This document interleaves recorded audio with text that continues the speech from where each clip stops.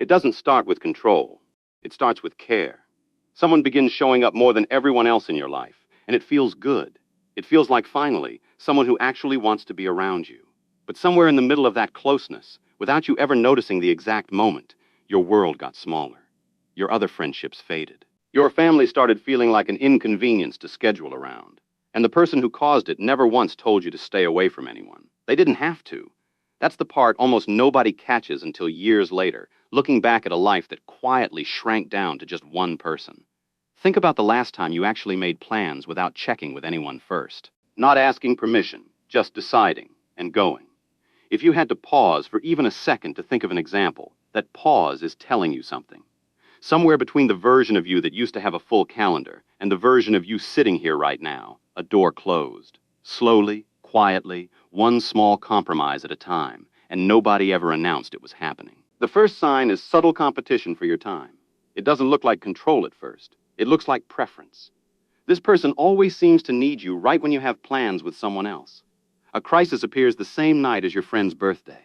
A sudden mood shift happens the moment you mention spending the weekend with your family. You end up canceling, again and again, not because you were forced to, but because staying felt easier than dealing with the tension of leaving.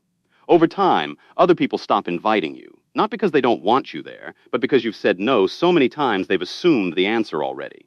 The second sign is subtle criticism of the people closest to you. This rarely sounds like an attack. It sounds like concern. I just don't think your friend really has your best interest at heart. Doesn't your sister always make you feel bad about yourself? Small comments, dropped casually, repeated often enough that eventually you start seeing your own support system through someone else's eyes instead of your own. You stop noticing this is happening because it never feels like an order. It feels like someone simply, gently, pointing something out. The third sign is becoming the only translator of your own reality. Isolation works best when there's no one left to compare notes with. If a disagreement happens, and there's no friend to call, no family member to vent to, the only version of events you have access to is the one the isolating person hands you afterward. Over time, you start doubting your own memory of arguments, your own read of situations, because there's no outside voice left to confirm what you actually experienced. The fourth sign is guilt dressed up as love. I just miss you when you're with other people. I feel like I'm not enough for you if you need everyone else too. These sentences sound romantic on the surface. They sound like devotion. But notice what they're actually asking for. They're asking you to prove your loyalty by giving something up every single time, until the version of you that exists outside this one relationship slowly stops existing at all. The fifth sign is the sudden, disproportionate reaction to independence. Watch what happens the one time you make a plan without checking in first. Watch the mood shift, the silence, the subtle punishment that follows a simple act of autonomy.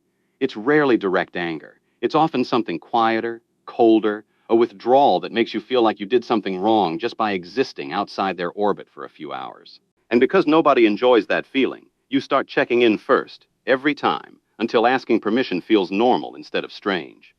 The sixth sign is financial or logistical dependency being built quietly.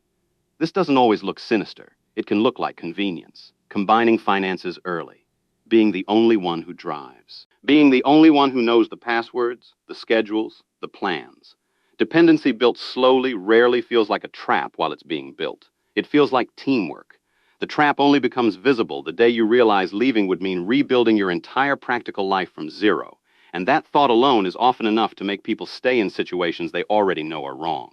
The seventh sign is the redefinition of normal. Somewhere along the way, things that would have alarmed you a year ago start feeling routine, checking in constantly, explaining your whereabouts in detail, avoiding certain topics, not because you were told to, but because you already know the cost of bringing them up. Isolation doesn't just remove people from your life. It slowly resets your baseline for what a relationship is supposed to feel like, until the very things that should feel restrictive start feeling like normal, everyday love.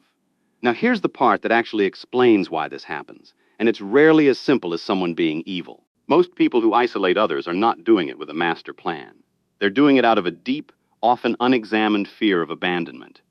If you have access to other people, other options, other sources of support, then you also have the power to leave. Isolating you doesn't feel like control to them. It feels like safety. It feels like finally making sure the one person they're afraid of losing has nowhere else to go. That doesn't make it acceptable. But understanding it changes how you respond, because you stop looking for a villain twirling a mustache and start recognizing a pattern built from fear that still causes real damage regardless of intention. There's another layer worth understanding here. Isolation tends to escalate slowly because each small step feels reasonable on its own. Skipping one dinner isn't a big deal. Softening one friendship isn't a big deal. Checking in before making plans isn't a big deal, taken individually. It's only when you zoom out and look at a year, or 2 years, or 5, that the pattern becomes undeniable. This is exactly why it works. No single moment feels significant enough to fight over, and by the time all those moments add up, fighting back feels disproportionate to any one thing that actually happened. Here's what makes this especially dangerous.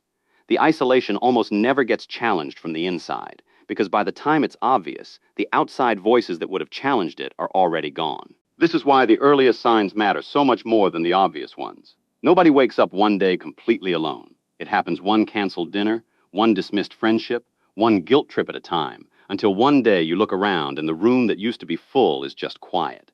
So what do you actually do if you recognize this pattern in your own life right now? The first step is not confrontation, and it's not a dramatic exit either. It's reopening one door at a time. Text the friend you haven't talked to in months, even if it feels awkward. Call your family, even if the conversation with the isolating person afterward is uncomfortable. You're not trying to prove a point. You're simply rebuilding the outside perspective that isolation was designed to remove, because the moment you have even one other voice in your life again, you have something you didn't have before, a way to check your own reality against someone else's honest view of it. The second step is noticing your own silence around certain topics. If there are entire parts of your life you've stopped mentioning because you already know how the other person will react, that silence is doing more work than you think. Start small. Mention the friend. Bring up the weekend plan before asking permission disguised as a suggestion. Watch the reaction, not to punish anyone, but to finally see clearly what you've been avoiding, seeing for a long time. And here's the last thing, the part that matters most. Wanting closeness with someone is not the problem. Love, real love, doesn't need your world to shrink in order to feel secure. It grows alongside your other relationships, not instead of them. If someone truly cares about you, your friendships, your family, your independence should feel like something they're glad exists, not something they're quietly working to remove. The people worth keeping in your life are the ones who make your world bigger, not the ones who slowly, carefully convince you that smaller was safer all along.